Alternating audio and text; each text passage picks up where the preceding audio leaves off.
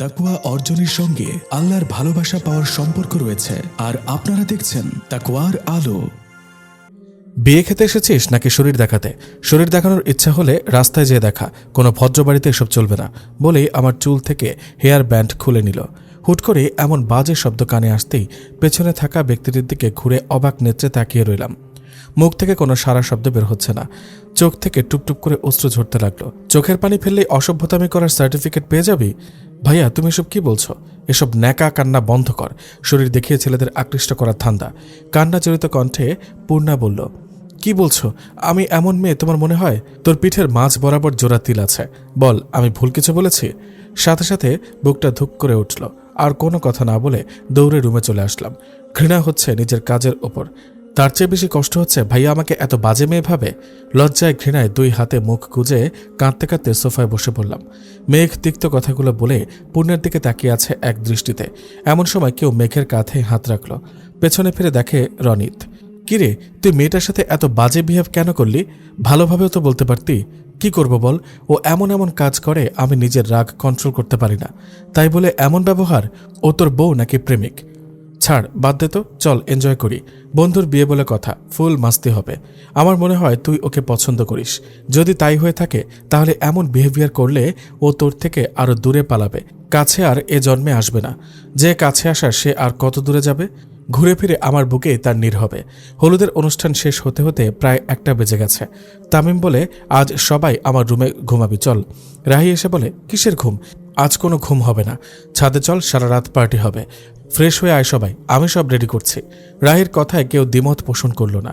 মেঘ খেয়াল করল অপূর্বকে বেশ বিচলিত দেখাচ্ছে। কিরে, বিয়ে তামিমের, কিন্তু 12টা বেজে আছে তোর চেহারায়। স্বাধীনতা হরণ হচ্ছে তামিমের, 12টা-13টা যা বাজার ওর চেহারায় বাজবে। তোর কি হলো? পূর্ণাকে খুঁজছি কিন্তু পাচ্ছি না। জানিস তো, মা ওকে এতটা দূরে আসতে দিতে চায়নি, আমি জোর করে নিয়ে আসলাম। অপূর্বর কথা শুনে মেঘ বিচলিত হয়ে গেল। কি বলছিস তুই? হ্যাঁ ঠিকই বলছি। কল দিচ্ছি, রিং হচ্ছে, অথচ রিসিভ করছে না। বাসায় চলে যাবে, তাও তো একা একা সম্ভব না। চিন্তা করিস না, এদিকেই কোথাও আছে হয়তো। তামিমের বোন রূপসাকে জিজ্ঞেস করেছি, ওর সাথে নেই। বেশ খানিকক্ষণ আগে থেকে নাকি ওর নজরে পড়েনি। তাহলে এক কাজ কর, ওদের বাসার সব রুম খুঁজে দেখ। তুই ডান দিকে যা, আমি বাম দিকে যাচ্ছি। খুঁজতে খুঁজতে হঠাৎ একটা রুমে যেয়ে স্বস্তির নিঃশ্বাস নিল মেঘ। সোফায় গুটিসুটি হয়ে শুয়ে আছে পূর্ণা। মোবাইল বের করে অপূর্বকে টেক্সট পাঠালো। ধীর পায়ে পূর্ণর সামনে বসে তার ঘুমন্ত মুখশ্রীর দিকে তাকিয়ে রইল মেঘ। আলতো হাতে পূর্ণার সামনের চুলগুলো কানের পিঠে গুজে দিল। মনে মনে বলতে লাগলো, সরি, তোমাকে কষ্ট দিয়ে ফেলেছি বলেই আলতো চুমু খেলো পূর্ণার কপালে। হুট করে কিছু একটা মনে পড়তেই চোখ জোড়া লাল বর্ণ ধারণ করল। হাতের মুঠ শক্ত করে বলে, জান পাখি, তুমি অন্যায় করেছ, তোমাকে শাস্তি পেতে হবে বলেই পূর্ণার পিঠে কামড় বসিয়ে দিল। ঘুমের মধ্যে তীব্র যন্ত্রণা অনুভব হতেই পূর্ণা চিৎকার দিল। সাথে সাথে মেঘ পূর্ণার মুখ চেপে ধরল। ভয়ে পূর্ণার শরীর কাঁপছে। আস্তে আস্তে চোখ খুলে সামনে তাকাতেই আবছা আলোতে সামনে থাকা ব্যক্তির চেহারা দেখে আরো ভয় পেয়ে গেল। মেঘের ঠোঁটের কোণে রক্ত লেগে আছে, চোখ দুটো লাল বর্ণের। পূর্ণা নিজের হাত পিঠে নিতেই হতভম্ব হয়ে গেল, গলা শুকিয়ে কাঠ হয়ে গেছে। মেঘের হাত কিছুটা আলগা হতেই পূর্ণা কাঁপা কাঁপা কণ্ঠে বলে, মেঘ ভাইয়া, আপনি মানুষ না, আপনি ভ্যাম্পায়ার। পূর্ণার আওয়াজ শুনে মেঘের হুঁশ ফিরল। পূর্ণা চিৎকার করছে কিন্তু তার গলা দিয়ে কোনো শব্দ বের হচ্ছে না। পূর্ণা ভয় পেয়েছে বুঝতে পেরে মেঘ বলে, ভয় পেও না, আমি কোনো ভ্যাম্পায়ার না, আমি মেঘ, তোমার ভাইয়ার বন্ধু মেঘ। মেঘের কথা শেষ হওয়ার আগে পূর্ণা মেঘের কোলে ঢলে পড়ল। সকালের মিঠা রোদ চোখে পড়তেই পূর্ণা পিটপিট করে চোখ খুলল। আশেপাশে তাকিয়ে দেখে এখানে কেউ নেই। তাহলে কি গতরাতে ওসব স্বপ্ন ছিল? হঠাৎ পিঠে ব্যথা অনুভব করে হাত দিয়ে দেখে কোনো অয়েন্টমেন্ট লাগানো। তার মানে মেঘ সত্যি ভ্যাম্পায়ার, আর সে গতরাতে আমার রক্ত খেতে এসেছিল। পূর্ণার আকাশ কুসুম ভাবনার মাঝেই চোখ পড়ল টেবিলের ওপর দুটো ড্রেসের ওপর। ড্রেসের নিচে একটা চিরকুট রাখা। চিরকুট খুলতে চোখে পড়ল এই ব্লু ড্রেসটা এখন ফ্রেশ হয়ে পড়বে, আর অন্যটা বিয়েতে। জান পাখি, তাড়াতাড়ি ফ্রেশ হয়ে নিচে আসো। পূর্ণা বুঝতে পারছে না এখানে কিভাবে এই চিরকুট আসলো। মাঝে মাঝে এমন চিরকুট পূর্ণা পায়। এই তো সেদিন কলেজ থেকে ফেরার পথে হঠাৎ একজন বাচ্চা এসে দিল। সেখানে লেখা ছিল, লিটল কুইন, তুমি ছেলেদের থেকে দূরে থাকবে। আমি ছাড়া অন্য কোনো ছেলের সাথে তোমার হেসে হেসে কথা বলা বারণ। নিজের খেয়াল রেখো জান পাখি। পূর্ণার কেন যেন ভালো লাগে এই লুকোচুরির ব্যাপারটা। চট জলদি ফ্রেশ হয়ে নিচে চলে আসলো। মেঘ আর চোখে একবার পূর্ণার দিকে তাকিয়ে মুচকি হাসল। ব্যাপারটা দৃষ্টি এড়ালো না তামিমের। তামিম বলে, লারকা হাসা তো ফাসা। কিসের ফাঁসি? অপূর্বর কথা শুনে তামিম বলে, আরে ওই দেখ, ওর প্লেটে রনিত নাগা মরিচ দিয়ে দিয়েছে, সেটা দেখে ও হাসলো, তাই বললাম আর কি। অপূর্ব নিজের পাশের চেয়ারে বোনকে বসতে বলল, তারপর বলল, তা তোর মাথা ব্যথা আমাকে জানাবি না? আমি তোকে পুরো বাড়ি হন্য হয়ে খুঁজছি। পূর্ণা অবাক দৃষ্টিতে তার ভাইয়ের দিকে তাকিয়ে যেই কিছু বলতে যাবে তখন মেঘ বলে, আরে ছাড় তো, তোর বোন তো ঠিকই আছে। এবার দ্রুত নাস্তা শেষ করে বউ আনতে যেতে হবে তো নাকি? নাস্তা শেষ করে সবাই রেডি হচ্ছে। মেয়ের বাড়ি মুন্সিগঞ্জ। নারায়ণগঞ্জ থেকে মুন্সিগঞ্জের দূরত্ব প্রায় 2 ঘন্টার মতো। পূর্ণা আয়নার সামনে দাঁড়িয়ে নিজেকে খুঁটিয়ে খুঁটিয়ে দেখছে। ড্রেসটা অনেক সুন্দর, গোলাপের ওপর সাদা আর সোনালি সুতোর কাজ, উপরে কোটিও আছে। পূর্ণা মনে মনে বলে, লোকটার পছন্দ আছে। আচ্ছা চিরকুট কুমার, আপনি সামনে কেন আসছেন না? দিন দিন আপনাকে দেখার তৃষ্ণা বাড়ছে কেবল। পূর্ণা সিঁড়ি দিয়ে নামতেই চোখ পড়ল হলরুমের সবাই রেডি হয়ে দাঁড়িয়ে আছে। হঠাৎ খেয়াল করলো মেঘের পাঞ্জাবির দিকে, সাদা পাঞ্জাবিতে গোলাপি সুতোর কাজ। মনে মনে বলে, এই ভ্যাম্পায়ারের সাথে কেন সবসময় আমার ড্রেস মিলে যায়? দূর, ভাল লাগে না। মেঘ পূর্ণাকে দেখে তৃপ্তির হাসি হাসলো। মনে মনে বলে, তোমাকে তো একদম মেঘপরি লাগছে। পূর্ণা নিচে এসে অপূর্বর সামনে এসে দাঁড়ালো। রূপসা বলে, আমিও পূর্ণার সাথে এক গাড়িতে যাব। তামিম বলে, আমরা এক গাড়িতে যাব, মেয়েরা আলাদা গাড়িতে যাবে। আমি আম্মুকে বলে দিচ্ছি পূর্ণার খেয়াল রাখতে। মেঘ কিছু বলতে যেও থেমে গেল। মেঘের ইচ্ছা করছে পূর্ণাকে নিজের দৃষ্টির আড়ালে না পাঠাতে। বিয়ে বাড়িতে পৌঁছে সবাই আটকে গেল গেটে। ঝিঙে গাছে চিচিঙ্গা, আম গাছে বেগুন, বেহিসাবে টাকা দিয়ে বউ নিয়ে ভাগুন। ছন্দ শেষ হতে মেয়ে পক্ষের সবাই বলে উঠল, টাকা দিন, বউ নিন। আম গাছে পেয়ারা, বড়ই গাছে নুন, নিজের বউ নিজে নেব, টাকার কি গুণ। অনেকক্ষণ বাগবিতণ্ডার পর গেট ছাড়ল 50,000 টাকার বিনিময়ে। এতক্ষণ ধরে সবাই সবার মতো ব্যস্ত। মেঘ ব্যস্ত পূর্ণার ওপর নজরদারি করতে। ভেতরে ঢুকেই সবাই নিজেদের মতো ব্যস্ত হয়ে পড়ল। রূপসা আর পূর্ণা সেলফি নিতে ব্যস্ত। রূপসা হঠাৎ বলে, কাহিনী কি পূর্ণা? তোমাদের মধ্যে কি চলছে? কাহিনী মানে? আর কার সাথে কি চলবে? কি যে বলো না আপু, আমি কিন্তু সবই বুঝি। তোমার আর মেঘের মধ্যে প্রেম চলছে, তা কতদিন হলো? পূর্ণা একটু শব্দ করে বলে, কি আর কাউকে পেলে না? শেষ পর্যন্ত ও ভ্যাম্পায়ারের প্রেমে পড়বো আমি? তা ম্যাচিং কি এমনিতেই পড়েছ? কাকতালীয় ভাবে? সত্যি কিছু চলছে না তো? না মানে ভাবির বোন তুলি কিন্তু মেঘ ভাইকে পছন্দ করে। করুক, আমি করি না। ছাড়ো তো এসব কথা। তোমার কি খবর সেটা বলো। আমার আর কি খবর? তোমার ভাই কবুল বললেই তার গলায় ঝুলে পড়বো। এটা কবে হলো? এখনো হয়নি। তোমার ভাইয়ের তো নজর নেই আমার দিকে। ওদের কথার মাঝে একজন 2 গ্লাস জুস বাড়িয়ে দিয়ে বলে, আসসালামু আলাইকুম বিয়ান সাহেব। কেমন আছেন বিয়ান সাহেব? বুকে বড় জ্বালা। রূপসা জুসের গ্লাস হাতে নিয়ে বলে, তা বিআই সাহেব ফ্ল্যাটবাজির কোর্স করেছেন বুঝি? চোখের সামনে এমন পরীর মতো বেআইন দেখলে ভেতর থেকে ফ্ল্যাট বেরিয়ে আসে। ফ্ল্যাটবাজি বন্ধ করেন। আমি আপনার 1 ইয়ার সিনিয়র। আপনাকে তো চিনি, কিন্তু পাশের পরীটাকে? পাশে পড়ি না, পূর্ণিমা চাঁদ বসে আছে। আর চাঁদটা হলো আমার ভবিষ্যতে ননদী আর তামিম ভাইয়ের বন্ধুর বোন। পূর্ণিমা চাঁদ কিন্তু দারুণ জ্বলছে, একদম চোখ ফেরানো দেয়। তা তুমি কি কথা জানো না চাঁদ? রূপসার কল আসায় রূপসা উঠে সাইডে গেল। শুভ দুম করে পূর্ণার পাশে বসে পড়ল। পূর্ণা সরে বসলো খানিকটা। শুভ বলল, নাম কি তোমার? পূর্ণিমা। তুমি কি অপূর্ব ভাইয়ার বোন? জি ভাইয়া। ইস, দিলে তো দিল জ্বালিয়ে। হ্যান্ডসাম সুদর্শন ছেলেকে এভাবে ভাইয়া বলবে না। যদি তোমার ভাইয়া ডাক শুনে হার্ট অ্যাটাকে তার মৃত্যু হয়, দায়ভার কে নেবে? পূর্ণা উঠে দাঁড়ালো। উঠে গেলে কেন? আমি কি বাঘ না ভাল্লুক? খেয়ে ফেলবো না তো? জাস্ট নাম্বারটা দিয়ে যাও চাঁদ। রূপসা ততক্ষণে ফিরে এসেছে। পেছন থেকে বলে, শুভ আপনি অন্য রাস্তা ধরুন, এই রাস্তায় কাঁটা বেছানো। কাঁটা তো ভালোবাসা দিয়ে সরিয়ে নেব। এবার কিন্তু বেশি হয়ে যাচ্ছে। রাগ করবে না বিয়ান সাহেবা, জাস্ট কিডিং। খেতে আসুন, এতক্ষণে বিয়ে পড়ানো শেষ। দূর থেকে দাঁড়িয়ে এসব দেখছে একজন। শার্টের 2টো বাটন খুলে দিয়ে নিজের হাত মুষ্টিবদ্ধ করে রাগ নিয়ন্ত্রণ করার চেষ্টা করল। পূর্ণা আর রূপসা সামনের দিকে হাঁটছে। হঠাৎ মেঘ এসে বলে, পূর্ণা একটু এদিকে আসো তো, তোমাকে অপূর্ব ডাকছে। পূর্ণা মেঘের পিছু পিছু আসতে আসতে বেশ খানিকটা দূরে চলে আসলো। হঠাৎ কি মনে করে পূর্ণা থেমে গেল। চারপাশে তাকিয়ে দেখে কোনো মানুষ নেই। এক সারিতে কতগুলো গাড়ি রাখা। পূর্ণা ভীত কণ্ঠে বলে, ভাইয়া কোথায়? মেঘ পূর্ণার হাত টেনে গাড়ির সাথে চেপে ধরে। ভয়ে পূর্ণা চোখ বন্ধ করে নেয়। কাঁদো কাঁদো কণ্ঠে বলে, প্লিজ আমাকে মারবেন না। আমার গায়ে আর কতটুকু রক্ত আছে বলুন? আমি আপনাকে মোটা তাজা মানুষের সন্ধান দেব ভ্যাম্পায়ার ভাইয়া। জাস্ট শাট আপ, ননসেন্স কথা বলা বন্ধ করো। আমি মেঘ, ইমতিয়াজ মাশরুর মেঘ। তোর সাহস কি করে হলো ছেলেদের সাথে হেসে হেসে কথা বলার? আর বলবো না ভাইয়া, এখন এটা বললে তো হবে না, শাস্তি পেতে হবে এটার জন্য। প্লিজ ভাইয়া, আর কখনো এরকম করব না। মেঘ পূর্ণার একদম কাছে চলে আসলো। মেঘের নিঃশ্বাস পূর্ণার মুখে পড়ছে। মেঘকে যেন পূর্ণার কম্পিত ঠোঁট দুটো টানছে।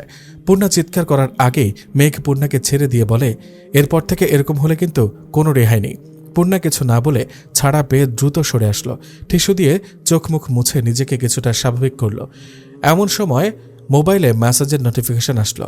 মোবাইল বের করে দেখে আননোন নাম্বার থেকে একটা টেক্সট। কিছু মানুষ দূরে থেকেও হৃদয়ের একদম কাছের, আর কিছু মানুষ কাছে থেকেও হৃদয় থেকে অনেক দূরে। আমার হৃদয়ের মানুষ, তোমার মলিন মুখ দেখলে মনে হয় চাঁদে গ্রহণ লেগেছে, সবসময় হাসবে, তোমার হাসি পূর্ণিমার আলোর মতোই আলোকিত। মেসেজ পড়ে বেশ অবাক হলো। মোবাইল রেখে দিবে পার্সে, ঠিক তখন আরেকটা টেক্সট আসলো। একটু হাসো, হাসলে তোমায় দারুণ লাগে মায়াবতী। রূপসা এসে বলে, কোথায় চলে গিয়েছিলে ননদী? তোমাকে খুঁজে খুঁজে পা ব্যথা হয়ে গেছে, চলো খেতে চলো। জামাইকে পটাতে হলে আগে ননদিনীকে হাত করতে হবে। খাওয়া দাওয়া শেষ করে বিদায়ের পালা। বউ নিয়ে সবাই বাড়ি চলে আসলো। অপূর্ব বলল, আজ আমাদের বাসায় যেতে হবে, পরশু আবার দেখা হবে, তোরা এগো, আমি ড্রাইভারকে গাড়ি নিয়ে আসতে বলছি।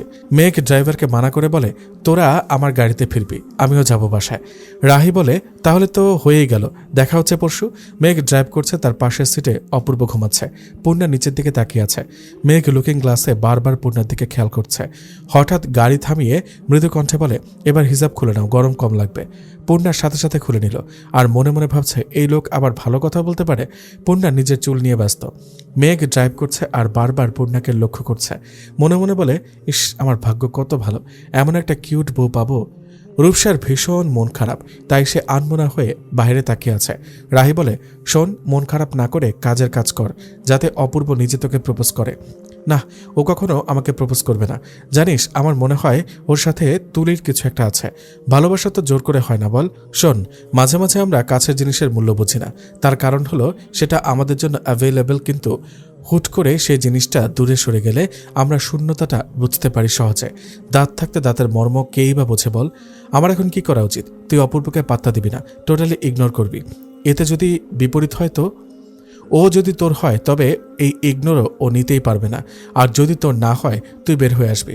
একতরফা ভালোবাসা যায়, কিন্তু জোর করে হাসিল তো করা যায় না, বল? রনিত বলে, কি ঢোকাচ্ছিস তুই ওর মাথায়? অপূর্ব রূপসাকে রেখে কাকে বিয়ে করবে দেখে ছাড়বো তো। আমরা কিসের জন্য আছি? ও বিয়ে করবে, নয়তো ওর দাদা করবে। সবাই হেসে উঠল। মেঘ কিছু দূর আসতেই হঠাৎ সামনে থেকে একটা ট্রাক দ্রুত গতিতে তেড়ে আসছে। মেঘের কপালে ঘাম জমে গেছে, ভয় হাত কাঁপছে। হঠাৎ তামিম, রাহি, রনিত সবাই হসপিটালের করিডোরে পায়চারি করছে। কুলসুম বেগম, নিয়াজ আহমেদ দুজনে চুপচাপ বসে আছে হসপিটালের বেঞ্চে। পরিস্থিতি এখনও বোঝা যাচ্ছে না। এরই মধ্যেই একজন ডক্টর বাইরে আসলেন। নিয়াজ আহমেদ উঠে দাঁড়িয়ে বললেন, স্যার, আমার ছেলে মেয়ের কি অবস্থা? ডক্টর বললেন, একজন পেশেন্ট ক্রিটিক্যাল, বাকি দুজন সামান্য আঘাত পেয়েছে। আশা করা যায় প্রাথমিক চিকিৎসা নিলেই সুস্থ হয়ে যাবে। কোনো পেশেন্ট ক্রিটিক্যাল? আপনারা রিসেপশনে যোগাযোগ করুন, আমি সঠিক বলতে পারবো না। নিয়াজ আহমেদ দ্রুত রিসেপশনের দিকে গেলেন। এর মধ্যে নাদিয়া বেগম এসে তামিমকে বলে, আমার ছেলের কি হয়েছে, ঠিক আছে তো? আমার ছেলে, ওর কিছু হয়নি তো? আন্টি, নিজেকে শান্ত করুন, আমাদের মেঘের কিচ্ছু হবে না, সব ঠিক হয়ে যাবে। তোমরা সবাই ঠিক আছো? তাহলে আমার ছেলেটার এই অবস্থা কি করে হলো? শুধু আপনার মেঘ না, অপূর্ব আর পূর্ণিমারও। একজন নার্স এসে বলে, আপনাদের মাঝে কারো ব্লাড গ্রুপ কি এ নেগেটিভ? রাহি বলল, আমার সাথে আসুন। রাহি নার্সের সাথে চলে যাওয়ার পর রনিত বলে, তামিম, তুই চলে যা বাসায়, ভাবি তোর জন্য অপেক্ষায় আছে। আমার বন্ধুদের এই অবস্থায় রেখে আমি যাব ফুলসজ্জার ঘরে? তামিম এতটা স্বার্থপর না, ওরা ঠিক হবে তারপর। কিন্তু ভাবি কি ভাববে? এটা লাভ ম্যারেজ না, অ্যারেঞ্জ ম্যারেজ। বিয়েটা তো সারা জীবনের সন্ধি। সে যদি পূর্ণরূপে আমার জীবনসঙ্গী হয়ে থাকে তাহলে আমার অবস্থা বুঝবে। রনিত আর কিছু বলল না, জানে এখন কোনো কথায় কাজ হবে না। তবে রনিত আর তামিমের কথা শুনে বেশ অবাক হলেন নাদিয়া বেগম। মনে মনে ভাবলেন, বন্ধু বুঝি পরিবারের অংশ, অথবা রক্তের সম্পর্ক না থাকার পরেও খুব কাছের কেউ। প্রায় 4 ঘন্টা পর জানা গেল অপূর্ব আর পূর্ণা তেমন কোনো বড় ধরনের আঘাত পায়নি। তবে মেঘের অবস্থা ক্রিটিক্যাল। মাথায় আঘাত লেগে রক্ত জমাট বেঁধে আছে মস্তিষ্কে। এই মুহূর্তে সেটার অপারেশন চলছে। একই ব্রেঞ্চের 2 প্রান্তে বসে আছে কুলসুম বেগম আর নাদিয়া বেগম। কাছাকাছি, তবুও তাদের দূরত্ব 1000 কোটি মাইলের। নাদিয়া বেগমের চোখ থেকে অনবরত অশ্রু ঝরছে। কুলসুম বেগমের মন যদিও চাইছে তাকে সান্ত্বনা দিতে, কিন্তু তার স্বামীর রাগ সম্পর্কে সে অবগত। আপাতত চাইছে না কোনো রকম অশান্তি হোক। অপূর্ব আর পূর্ণা মোটামুটি সুস্থ। নিয়াজ আহমেদ বললেন, আমি গাড়ি বের করতে বলেছি ড্রাইভারকে, আমরা এক্ষুনি বাসায় ফিরব। তোমরা পূর্ণাকে নিয়ে যাও, আমি মেঘ সুস্থ না হওয়া পর্যন্ত ছাড়ছি না এখান থেকে। একদম এসব আমি সহ্য করব না। এখন এই মুহূর্তে আমার সাথে বাড়ি ফিরবে, এটাই ফাইনাল। আপনাদের পারিবারিক কি সমস্যা সেটা আমি জানি না, আর জানতে চাইও না। আপনাদের সেই সম্পর্কের কথা জানার আগেই মেঘ আমার বন্ধু আর আমি ওকে এই অবস্থায় ফেলে রেখে আমার জীবন থাকতে যাব না। তাতে যদি কোনোদিন আপনার বাড়িতে জায়গা না হয় তাহলে রাস্তায় থাকবো, তবুও এই অবস্থায় মেঘকে রেখে যাব না। পূর্ণা গাড়িতে বসতেই তার কানে শুধু ভাসছে মেঘের বলা একটা কথাই, আমি তোকে ভালোবাসি পূর্ণা, আমি তোকে ভালোবাসি। যতক্ষণ মেঘের জ্ঞান ছিল ততক্ষণ মেঘ এই একটা কথাই আওড়াচ্ছিল। বাসায় এসে নিয়াজ আহমেদ একটা নাম্বার বের করে কল করলেন। রিং হতে হতে কেটে গেল, কেউ রিসিভ করছে না। পূর্ণা নিজের রুমে এসে শুয়ে রইল। চোখ বন্ধ করতে চোখের সামনে ভেসে উঠল বিভৎস মুহূর্ত। হঠাৎ গাড়ি নিয়ন্ত্রণ হারিয়ে বৈদ্যুতিক খুঁটির সাথে ধাক্কা খায়। সাথে সাথে মেঘ ছিটকে বাইরে পড়ে যায়। পূর্ণা এপাশ থেকে ওপাশে পড়ে মাথায় আঘাত পায়, হাতে আঘাত পায়। অপূর্ব দরজা খুলে লাফ দিলে একটা দেওয়ালের সাথে বাড়ি খেয়ে সেন্সলেস হয়ে যায়। শুধু পূর্ণার জ্ঞান ছিল, তবে এত রক্ত দেখে সহ্য করতে না পেরে সেও শেষে জ্ঞান হারায়। পূর্ণা চোখ বন্ধ করে বলে, আমি যে আপনাকে ভালোবাসি না মেঘ ভাইয়া, আমার ভালোবাসার অনুভূতি শুধুমাত্র চিরকুট কুমারের জন্য। আচ্ছা, আপনি কি জানেন না আমি অসুস্থ? আপনার একটা চিরকুটের তৃষ্ণা হচ্ছে বেশ। নিয়াজ আহমেদ সোফায় বসে আছে, মাথায় হাত দিয়ে নিচের দিকে তাকিয়ে আছে। কুলসুম বেগম বলেন, অনেক তো হলো, এবার অন্তত পুরনো কথাগুলো ভুলে যাও। নিয়াজ আহমেদ উঠে টেবিল থেকে ফুলদানি নিয়ে ছুঁড়ে ফেলে দিল। বলে, আমি নিজের আত্মসম্মানের কথা ভুলে যাব? আমি ভুলে যাব মাহমুদের জন্য আমার পরিবার কতটা অপমানিত হয়েছে? আরও কিছু জিনিস ছুঁড়ে ফেলে বলে, আমি কখনো ভুলবো না, কেউ না, নাদিয়া আমার কেউ না, আর ওর সাথে আমার কোনো সম্পর্ক নেই। প্রায় 8 ঘন্টা পর জ্ঞান ফিরল মেঘের। মেঘ দেখতে পেল নাদিয়া বেগম তার বেডের সামনে দাঁড়িয়ে আছে। মেঘ কিছু বলতে চাচ্ছিল। নার্স বলল, এখন কথা বলার চেষ্টা করবেন না, আর একটু সুস্থ হন, তারপর কথা বলবেন। নাদিয়া বেগমের চোখ থেকে অনবরত অশ্রু ঝরছে। এর মধ্যে বাহিরে চেঁচামেচির শব্দ শোনা গেল। নাদিয়া বেগম দ্রুত পায়ে বাহিরে আসলো। বাইরে এসে মাহমুদ সাহেবকে দেখে ভয় পেয়ে গেল। তুমি কি ভেবেছ তোমার ভাই আমার ছেলেকে হত্যা করার চেষ্টা করবে আর আমি বসে বসে আঙুল চুষবো? শান্ত হও, আমার ভাই আর যাই হোক এমন জঘন্য কাজ কখনো করতে পারে না। এখনো ভাইয়ের গুণগান গাইছ? যদি প্রমাণ করে দিতে পারি তোমার ভাই এ কাজ করেছে, তাহলে কি তোমার ভাইয়ের বিপক্ষে সাক্ষী দেবে?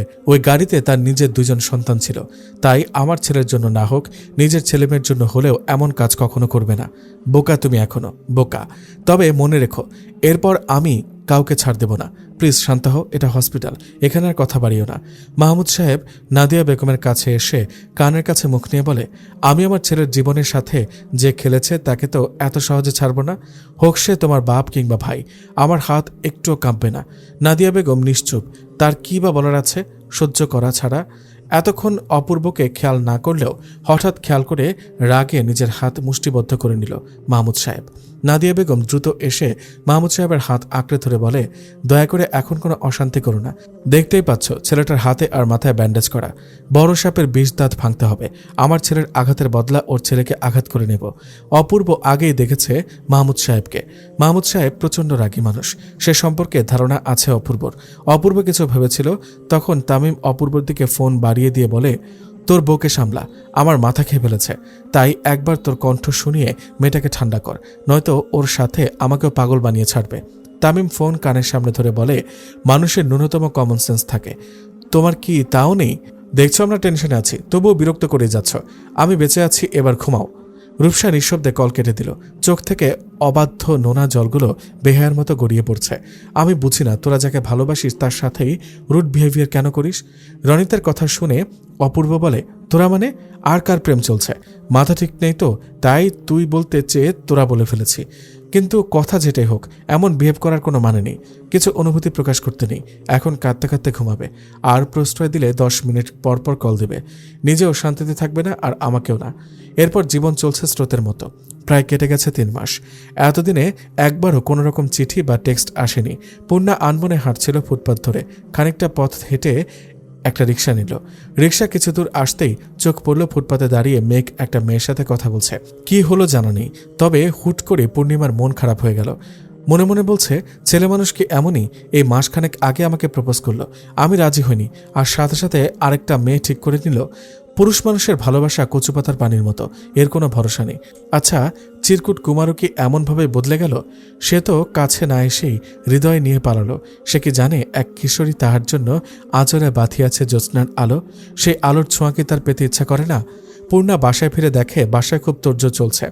বেশ অবাক হয়ে পূর্ণা বলে, আম্মু আজকে ভাইয়ার বিয়ে? কিন্তু আমরা তো এখনো মেয়েই দেখতে পেলাম না। অপূর্ব পেছন থেকে বলে, তোকে বিদায় না করে বিয়ে করব নাকি? তোকে দেখতে আসছে। হ্যাঁ, আমাকে দেখতে আসছে মানে? আমি কি হাটের গরু নাকি? চাইলে দেখা যাবে। তুই গরু না, গাভী। এবার ফ্রেশ হয়ে কিছু খেয়ে রেডি হ, ওনারা চলে আসবে কিছুক্ষণের মধ্যে। ভাইয়া, আম্মু এসব বিয়েটি আমি করব না, সামনে আমার পরীক্ষা। কই পড়ার জন্য প্যারা দিবা তা না, উল্টো বিয়ের জন্য প্যারা দিচ্ছ। আমি এত তাড়াতাড়ি বিয়েটি করব না, এ বলে দিলাম। কুলসুম বেগম বললেন, অপূর্ব যা বলেছে তাই করো। ছেলে ভালো, ছেলের পরিবার ভালো, তাই আমরা দ্বিমত করিনি। আর দেখতে আসলেই বিয়ে হয়ে যায় না, এটা প্রাথমিক দেখা। তারপর আমরা আরও খোঁজ খবর নিব, সব ঠিক থাকলে তবেই বিয়ে। নাদিয়া বেগম কান্না করছিলেন। এমন সময় মাহমুদ সাহেব এসে বললেন, তোমার ছেলের ভিসা প্রসেসিং শেষ, এবার তাকে বোঝাও। আমি যা বলেছি সেটাই শেষ কথা, আমি কাউকে কিছু বোঝাতে পারবো না। তোমার আর তোমার ছেলের যা খুশি করো। আমি আর অন্তরা বরং তোমাদের ছেড়ে চলে যাই। রোজ রোজ এই অশান্তি আমার ভালো লাগে না। ভাইকে দেখে মুখে বুলি ফুটেছে। এত কথা আমি বুঝি না। তোমার ছেলেকে কিভাবে বোঝাবে সেটা তোমার ব্যাপার। ছেলের বাপ তো আরেকটা বেটা, ছেলে আমার একার না। আর তোমার যেমন তেজ, ছেলের কি কম হবে? ছেলের আরও কয়েক কাঠি বেশি। মাহমুদ সাহেব রাগান্বিত হয়ে বললেন, আমিও দেখব ওই নিয়াজ আহমেদের মেয়ে আমার ঘরের বউ কিভাবে হয়ে আসে। তুমি কি অতীত ভুলে গেছো? আমি যেভাবে তোমার ঘরে এসেছি সেভাবেই আসবে। কিছুতেই আমি ওই মেয়েকে এই বাড়িতে আসতে দেব না। দরকার পড়লে খুন করব, তবু আসতে দেব না। মানুষ বয়স হলে একটু নরম হয়, কিন্তু তুমি এখনও সেই যৌবনকালের মতো তেজ আর জেদ দেখাচ্ছ। আমি কাউকে কিছু বলবো না, তোমাদের যার যেটা খুশি করো। এদিকে অন্তরা ভার্সিটি থেকে ফিরে বাবা মায়ের ঝগড়া শুনে বলে, বাবা আমি হোস্টেলে থাকবো। ভার্সিটি এত কাছে, এরপরে হোস্টেলে থাকবে মানে খুব সোজা বাবা। রোজ রোজ তোমার ঝগড়া দেখতে ভালো লাগে না, বিরক্ত লাগে। তুমি বলতে পারবে শেষ কবে মায়ের সাথে ঠান্ডা মাথায় কথা বলেছ? শেষ কবে তোমরা দুজনে আনন্দে ছিলে? সব মানুষ একটু শান্তি চায়। সারাদিন ভার্সিটির কোচিং শেষ করে, সব কিছু শেষ করে বাসায় এসে তোমাদের অশান্তি দেখতে হয়। এসব আর ভালো লাগছে না, এর চেয়ে হোস্টেলে থাকবো সেটাই ভালো। নাদিয়া বেগম বললেন, তুই রুমে যা মা, আমি তোর জন্য ঠান্ডা ঠান্ডা শরবত করে নিয়ে আসি। মা, কতদিন এসব সহ্য করবে? এসব সহ্য করার জন্য নিজের পরিবার ছেড়ে এসেছিলে? মাহমুদ সাহেব ততক্ষণে নিজের রুমে চলে গেছেন। নাদিয়া বেগম বললেন, মারে, নিজের সংসার যেদিন হবে সেদিন বুঝবি কেন সহ্য করি। মা, এসব আমার আর ভালো লাগে না। সবার কি সুন্দর হ্যাপি ফ্যামিলি, আর আমার পরিবারের সব সময় অশান্তি। ওসবে নজর দিস না, তুই তোর মতো হ্যাপি থাক। আম্মু, আজ তোমাকে নিয়ে বিকেলে বের হব, রেডি থেকো। কই যাবি? ঘুরবো, খাবো, আনন্দ করব। আচ্ছা তাই হবে, এবার যা ফ্রেশ হ, আমি জুস নিয়ে আসছি। নাদিয়া বেগম অন্তরাকে জুস দিয়ে নিজের রুমে গেলেন। মাহমুদ সাহেব নাদিয়া বেগমকে দেখে বলে, তুমি তো এটাই চেয়েছিলে। কিসের কথা বলছো? আমার ছেলে মেয়েকে আমার থেকে দূরে সরিয়ে দিয়েছ। ওরা নিজের বাবাকে ঘৃণা করে, অপছন্দ করে। এসব তুমি কি বলছো? তোমার জন্য আমি নিজের সব ছাড়লাম, আর তোমাকে আমি তোমার সন্তানদের থেকে দূরে সরিয়ে দেব? ওরা তোমার নিজের সন্তান, কিন্তু তোমার কিছু ভুলে এই দূরত্ব তৈরি হয়েছে। কতবার বলেছি ছেলে মেয়ের সামনে কোনো রকম তর্ক করবে না। ওরা বড় হয়েছে, এখন সবটা বুঝতে শিখেছে। এখন আর ছোট নেই, তাই আমাদের এখন বুঝতে হবে ওদের। মেঘ একটার পর একটা সিগারেট শেষ করছে। অর্পা এসে মেঘের হাত থেকে সিগারেট নিয়ে ফেলে দিয়ে বলে, তোর কি দেবদাস হওয়ার শখ জেগেছে? তাহলে এখানে বসে না থেকে কোনো বারে যা। অর্পা, তুই তোর কাজে যা, আমাকে ডিস্টার্ব করিস না। করবো, 100 বার করবো। তুই কি দেখতে খারাপ নাকি? তোর কোনো দিক থেকে কমতি আছে নাকি? তাহলে কেন একটা মেয়ের জন্য নারায়ণগঞ্জের দেবদাস হচ্ছিস? মেয়ের কমতি নেই, তবে যাকে ভালোবাসি তার কমতি আছে। আমি নিজের ভালোবাসার মানুষকে অন্যের হতে কিভাবে দেখব? ইয়ার বাদ দে না, একটা যাবে আরেকটা আসবে, আবার কারোর প্রতি ভালোবাসা জন্মাবে। ভালোবাসা এত সহজ না, প্রেমে পড়া সহজ। প্রেম বারবার আসে, কিন্তু ভালোবাসা একবার আসে আর নিঃস্ব করে দিয়ে যায়। তোর যা ইচ্ছা কর, কিন্তু কোনো রকম নেশা করা চলবে না। এক কাজ কর, তোদের সব ফ্রেন্ডদের নিয়ে ট্যুরে যা। তুই শ্বশুরবাড়ি কবে যাচ্ছিস? তোদের বাসায় যায়নি, খবর পেয়ে তাকে দেখতে আসলাম। আমি শ্বশুর বাড়িতেই ভালো আছি। দেখলি, তুইও ওই বাসায় যেতে চাইছিস না, অথচ মেয়েরা বিয়ের পর বাবার বাড়িতে যাওয়ার জন্য পাগল থাকে। ভাই, তুই ওঠ আর যা, বাসায় যা। নয়তো তামিম, রাহি, রনিত কারো বাসায় যা। বাসায় যেতে পারি এক শর্তে। কিসের শর্ত? তুই আমার কলিজার টুকরো আয়রাকে নিয়ে বাসায় আসলে তবেই যাব। তাহলে আমার সাথেই চল, আয়রা গাড়িতে আছে। চল তাহলে, আর দেরি কিসের? জানিস আমার মন টানে না তা কিন্তু নয়, আমারও ইচ্ছা করে বাসায় আসতে, কিন্তু বাসায় এত ঝগড়া দেখতে ইচ্ছা করে না। এত সুন্দর সুখী ফ্যামিলি, তবুও রোজ রোজ অশান্তি। আর তুই ভালোবাসার আর মানুষ খুঁজে পেলি না। এই সম্পর্ক কখনো পূর্ণতা পাবে না। ওর বাবা আর আমার বাবা সাপ আর বেঁচে। আমার কি দোষ বল? আমি কি জানতাম নাকি বাবার জাতশত্রুর মেয়েকে মন দিয়েছি? একটা কথা বল, এখানে মামার রাগ দেখানো মানায় না। তাদের এত অসম্মান হয়েছে, কিন্তু বাবার রাগটা বেমানান। নাকও কাটলো, আবার রাগও দেখায়। তার কি উচিত ছিল না মামা আর নানা ভাইয়ের কাছে ক্ষমা চাওয়ার? অথচ এখনও কত ইগো ধরে বসে আছে। আর আম্মুর সাথে রোজ রোজ এটা সেটা নিয়ে ঝগড়া করে। আর ছোটবেলায় কি বলেছে, আম্মু নাকি অনাথ, মাঝখান থেকে আমরাও নানা বাড়ির আদর থেকে বঞ্চিত হলাম। জানি না কি হবে ভবিষ্যতে, তবে পূর্ণাকে না পেলে আমি দেবদাস হব। পূর্ণা মন খারাপ করে বসে আছে, কি হচ্ছে তার বোধগম্য হচ্ছে না। কথা নেই বার্তা নেই, হুট করে দেখতে চলে আসছে। অপূর্ব পূর্ণার রুমের দরজা নক করে বলে, কিরে আসবো? পূর্ণা কোনো উত্তর দিল না। আচ্ছা চলে যাচ্ছি, আসো। মন খারাপ কেন করছিস? তোর কি কোনো পছন্দ আছে? থাকলে আমাকে বল, আমি খোঁজ নিয়ে দেখি ছেলে কেমন। পূর্ণা মনে মনে বলে, যাকে মন দিয়েছি তাকে তো নিজেই চিনি না, সে কেন আমার সাথে এমন ছল করলো? আমার শূন্য হৃদয়ে ভালোবাসার বীজ বপন করে কেন সে আড়ালে হারালো? কোনো রকম সংকোচ ছাড়া বলে ফেল, আমাদের কাছে সবার আগে তোর খুশি ম্যাটার করে। নেই, আমার কোনো পছন্দ নেই, তবে আমি বিয়ে করতে চাইছি না এত তাড়াতাড়ি। এতটুকুই কারণ? সত্যিই কোনো পছন্দের মানুষ নেই তো? হ্যাঁ আছে। কে সে? নাম কি? কি করে? কোথায় থাকে? একসাথে এত প্রশ্ন জিজ্ঞেস করলে কিভাবে বলবো? আচ্ছা ধীরে ধীরে বল। আমার না রণবীর কাপুরকে পছন্দ, তুমি আলিয়ার থেকে কেড়ে আমাকে এনে দাও, নয়তো পাকিস্তানের বিলালকে এনে দাও, একটা হলেই চলবে। তবে রে বাদর কোথাকার। ভাইয়া আমি এত তাড়াতাড়ি বিয়ে করতে চাইছি না, যদি বিয়ে দেবে তাহলে সায়েন্স নিয়ে কেন পড়ছি? আমি কিছু করতে চাই, ওই সুযোগটুকু আমাকে দাও। আতিফ ভালো ছেলে, আর তাছাড়া আঙ্কেলের সাথে বাবার সম্পর্ক ভালো, তাই মানা করতে পারেনি। তবে তুই না চাইলে বিয়ে বাতিল, তারা আসছে আসুক, কিন্তু বিয়ে টিয়ে হচ্ছে না। সত্যি সত্যি তুই আমাদের প্রিন্সেস, তাই তোর খুশি সবার আগে। অপূর্বা চলে যেতেই পূর্ণা বলে, আপনাকে খোঁজার চেষ্টা করব চিরকুট কুমার, খুঁজে না পেলে বাবা মায়ের পছন্দে যে কাউকে বিয়ে করে নেব। পূর্ণার ভাবনার মাঝেই পরপর মেসেজ নোটিফিকেশন বেজে উঠল। পূর্ণার হৃৎপিণ্ড যেন দ্রুত চলাচল করা শুরু করলো। কোনো মতে মোবাইলটা হাতে নিয়ে টেক্সট বক্স ওপেন করলো। তুমি খুব সহজে অন্যের জন্য নিজেকে গুছিয়ে নিলে। আচ্ছা, আমার জন্য কি তোমার বিন্দু পরিমাণ ভালোবাসা জন্মায়নি? তবে তুমি সুখে থাকলে আমার কোনো আপত্তি নেই, কারণ আমি দূর থেকে তোমাকে ভালোবাসি। হয়তো কাছ থেকে তুমি অন্য কাউকে ভালোবাসো। ভালো থেকো আমার আধা রাতের পূর্ণিমা। পূর্ণিমা মোবাইল রেখে দিয়ে বলে, সাহস করে সামনে আসে না, আবার টেক্সট। আবার পূর্ণার ফোনটা সশব্দে বেজে উঠল। এবার কল এসেছে। পূর্ণার সাথে সাথে রিসিভ করলো। রিসিভ করে কানের সামনে তুলেই বলে, আড়ালে থাকলে তো হারাতে হবেই, পেতে হলে কাছে আসতে হবে। ওপাশ থেকে কেউ কর্কশ কণ্ঠে বলল, তোর সাহস কি করে হয় অন্য ছেলের জন্য সাজার? তুই আমার মানে শুধুই আমার। পাখা গজিয়েছে তোর, কিভাবে পাখা ছেটে দিতে হয় তা মেঘের জানা আছে। পূর্ণা হতভম্ব হয়ে বলে, মেঘ ভাইয়া তুমি? কেন, তোর কি আর কোনো আশিক আছে? তুই কি তাকে ভেবেছিলি? শোন পূর্ণা, তুই যদি ওই ছেলের সামনে যাস তাহলে তার শাস্তি ভালো হবে না, এই বলে দিলাম। আমার বউকে এভাবে কেউ দেখতে পাবে না। তুই কিভাবে কি করবি সেটা তোর ব্যাপার। মনে রাখিস, মেঘের রাগ কিন্তু ভয়ঙ্কর, একবার গর্জে উঠলে তোকে ছাড়খাড় করে দেব। কথা শেষ করে খটখট করে ফোন কেটে দিল। পূর্ণা আয়নার সামনে দাঁড়িয়ে বলে, কি করবি তুই আমাকে? ভ্যাম্পায়ার, তোকে আমি ভয় পাই নাকি? এবার কিছু করতে আসিস, একদম সানডে মানডে ক্লোজ করে দিব। আমার নাম পূর্ণিমা, আমি কাউকে ভয় পাই না, কিন্তু সত্যি সত্যি যদি কামড় দেয় তখন, বা আমার ঘাড় মটকে নেয় তো? এখন আমি কি করব? দূর, এখন আর আমাকে কোথায় পাবে? বেহুদাই আকাশ কুসুম ভাবছি।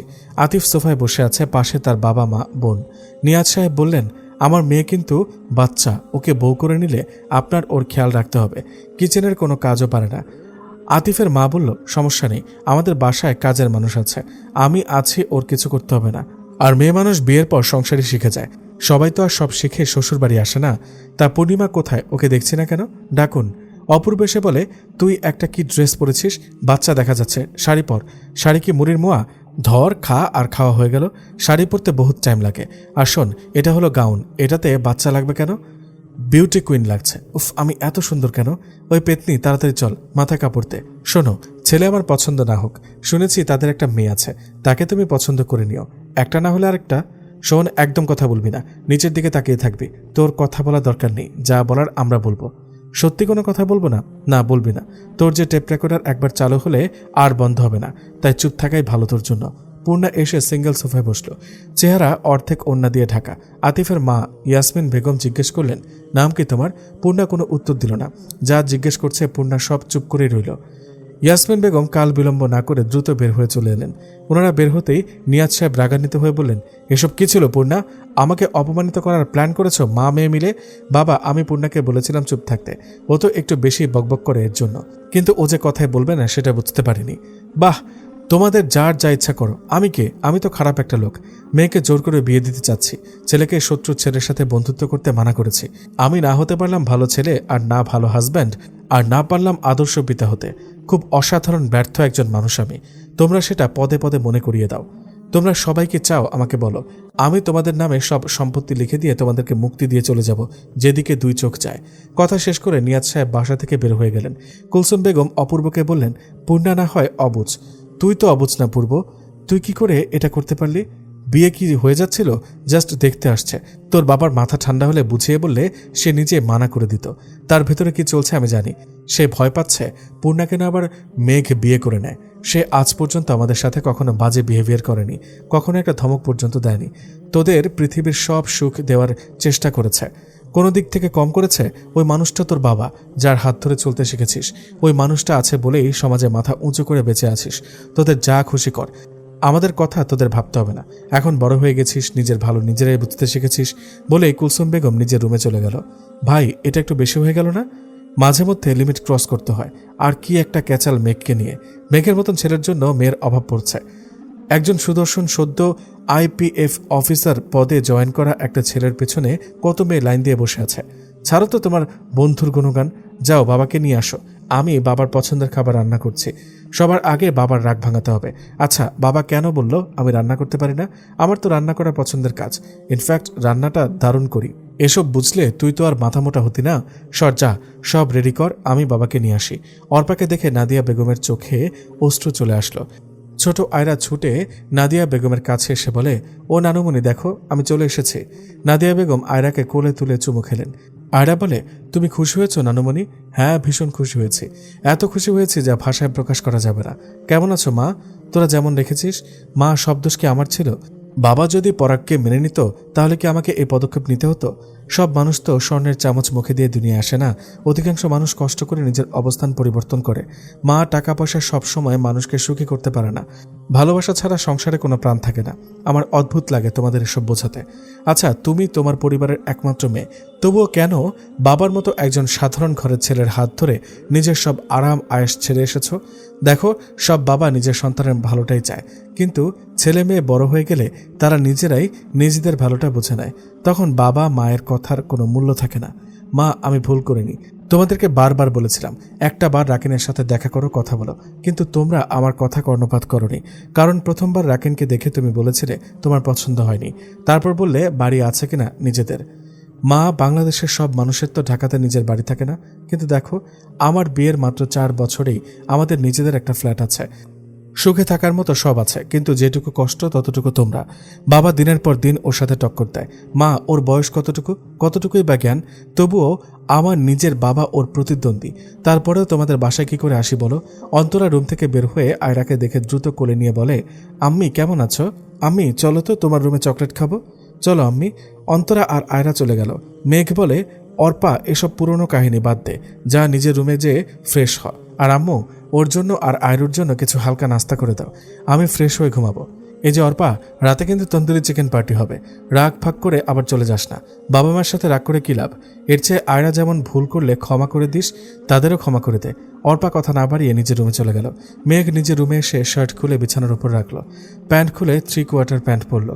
বেডে সোজা হয়ে শুয়ে পড়ল। হঠাৎ মনে পড়ল পূর্ণার কথা। চোখ খুলছে আর বন্ধ করছে। এমন করতে করতে কখন যেন ঘুমিয়ে পড়ল। পূর্ণা নিজের হাতে কাচ্চি বিরিয়ানি, জালি কাবাব, চিকেন ফ্রাই, ক্যাশিউনাট সালাদ রান্না করলো। সবকিছু শেষ করে হালকাভাবে রুম ডেকোরেশন করলো। এরই মধ্যেই অপূর্ব নিয়াজ সাহেবকে নিয়ে বাসায় ফিরল। পূর্ণা যে নিয়াজ আহমেদের হাত ধরে বলে, বাবা মানে হাজার বিকেল আমার ছেলেবেলা, বাবা মানে রোজ সকালে পুতুল পুতুল খেলা। প্লিজ বাবা, রাগ করো না, রাগলে তোমায় একটু মানায় না। কুলসুম বেগম বলেন, এবারের মতো ক্ষমা করে দাও, ওরাই তো আমাদের সব। নিয়াজ সাহেব বেশিক্ষণ নিজের রাগ ধরে রাখতে পারলেন না।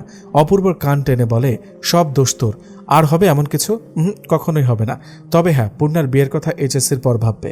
তাহলে এখন তোর বিয়ের কথা ভাবি? বাবা, ভাবতেও হবে না, কারণ আমার ভাবি আমি পছন্দ করে রেখেছি। শুধু তোমরা যাবে আর টুক করে নিয়ে চলে আসবে। তা কাকে পছন্দ করলে আম্মাজান? রূপসা আপুকে। ভাইয়ার ভার্সিটিতে পড়ে এক ব্যাচ জুনিয়র। যেমন মিষ্টি তেমন ভালো, মানে এক কথা ডায়াবেটিস মুক্ত মিষ্টি, যাতে ক্ষতিকারক কোনো কিছুই নেই। তা তোরা দুজন মিলে ঠিক করলে হবে, আমাদেরকে তো বলতে হবে নাকি? এই যে বলে দিলাম, এবার তাড়াতাড়ি ভাবিকে নিয়ে আসো। কালই তোর মা আর আমি যে বিয়ের পাকা কথা বলে আসবো। মেয়ের জামাই না আসুক, অন্তত ছেলের বউ তো আসুক। আচ্ছা, তোমরা কি এখন কথাই বলবে নাকি গরম গরম কাচ্চিও খাবে? কুলসুম বেগমের কথা শুনে নিয়াজ সাহেব বলেন, নিশ্চয়ই এটা আমার ছোট মায়ের কাজ। হ্যাঁ, এটা আমার কাজ। এবার তাড়াতাড়ি টেস্ট করে বলো কেমন হলো। নিয়াজ সাহেব এক লোকমা মুখে তুলেই বলে, এই স্বাদের তুলনা হবে না। মায়ের হাতের রান্না পৃথিবীর সেরা রান্না। সবাই আনন্দ করে খাচ্ছিল, তখন কলিং বেল বেজে উঠল। অপূর্ব বলে, রনিত আর রাহি এসেছে। ওরা যেই শুনেছে কাচ্চির কথা, দেখো হাজির। তোমরা খাও, আমি দরজা খুলে দিচ্ছি। অপূর্ব দরজা খুলে মেঘকে দেখে হতভম্ব। কিরে তুই? বাবা তো বাসায়, এখন কি করব? তো আমাকে রেখে আনন্দ করবি তোরা, আর আমি বাসায় বসে কাচ্চির প্রশংসা শুনবো? তাই চলে আসলাম। এবার বল, হিটলার আঙ্কেল কোথায়? তার চোখ ফাঁকি দিয়ে তোর রুমে ঢুকে পড়তে পারলেই হলো। সাবধানে ঢুকে পড়, আমি ম্যানেজ দিচ্ছি। কিরে তুই ওদের দরজার সামনে দাঁড় করিয়ে রেখেছিস কেন? ভেতরে নিয়ে আয়, একসাথে খাই সবাই মিলে। কুলসুম বেগমের কথা শুনেই অপূর্ব বলে, না মা, তার দরকার নেই।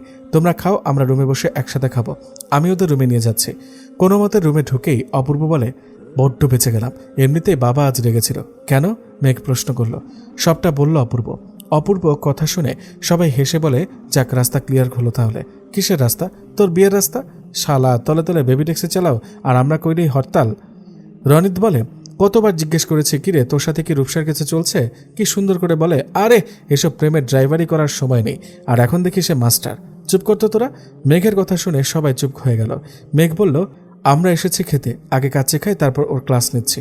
অপূর্ব, যা, খাবার নিয়ে আয়। আমি পূর্ণাকে বলে রেখেছি, ওর খাওয়া দাওয়া শেষ হলে নিয়ে আসবে। রাহি বলল, চল কাচ্চি আসতে আসতে এক রাউন্ড লুডো খেলা যাক। রনিত বলল, তামিমকে মিস করছি, বেচারা বইয়ের জালে আটকা পড়ে গেছে। তোরা খেল, আমি একটু রেস্ট করি। বলেই বেডের পাশে সিঙ্গেল সোফায় শার্টের সব কটা বাটন খুলে শুয়ে পড়ল। ওরা তিনজন লুডো খেলায় মগ্ন। একটু কারো চোখ এদিক সেদিক হলেই রাহি চোরামি করবে। রাহির অভ্যাস এটা। তাই অপূর্ব আর রনিত পূর্ণ মনোযোগ দিয়ে খেলছে। হঠাৎ করে খাবারের ট্রে নিয়ে পূর্ণা রুমে ঢুকে।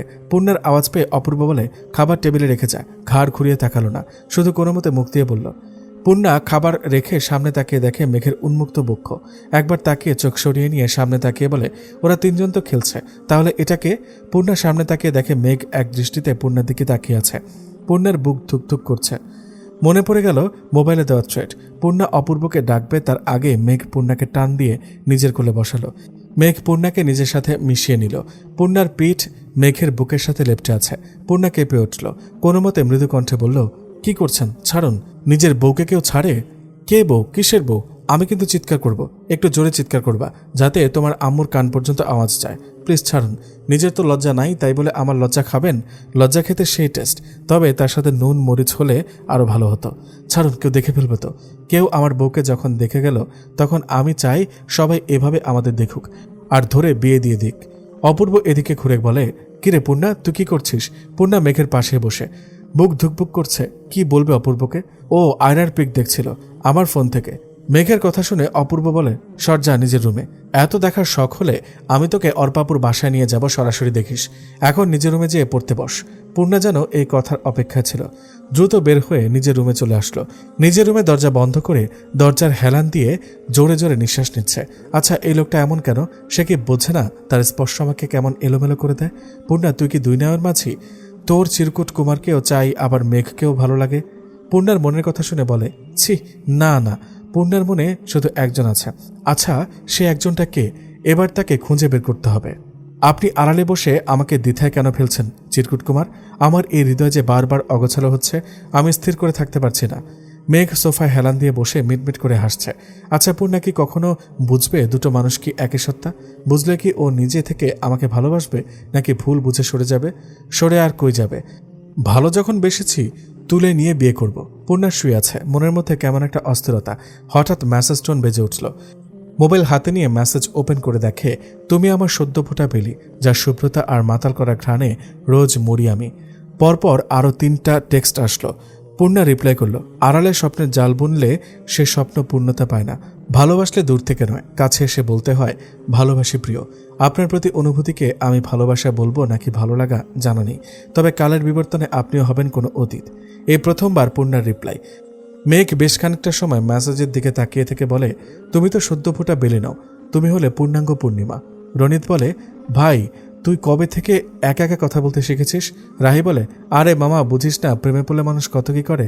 অপূর্ব অবাক হয়ে বলে, থাম তোরা, দেখ তো ওর মাথায় কোনো গন্ডগোল হলো নাকি? পাবনায় সিট বুকিং দিতে হবে নাকি? এইসব কিছুই করতে হবে না। বিয়ে করতে হবে বুঝলি। ওরা তিনজন ওর পাশে বসে বলে, এই কবে বিয়ে করছিস, কাকে বিয়ে করছিস? আমাদের প্ল্যান অনুযায়ী তুই বিয়ে করবি রাজশাহীতে। রাহি হেসে বলে, মামা তুই নিজে বিয়ে করেছিস ঘরের চিপায়, আর মেঘকে বলছিস রাজশাহীতে করতে? আমাদের প্ল্যান তো ছিল এক একজন এক এক জেলায় বিয়ে করব। অপূর্ব কথা শেষ হতেই রনিত বলে, রাখ তোদের বিয়ে, সামনে কাচ্চি নিয়ে আর কথা শুনে পেট ভরবে না, এখন কাচ্চি খেতে হবে। উফ কি ঘ্রাণ বের হচ্ছে। তোরা তো বিয়ে সব মুখে মুখে করবি, বিয়েও করবি না আর পেট পুড়ে খাওয়া হবে না।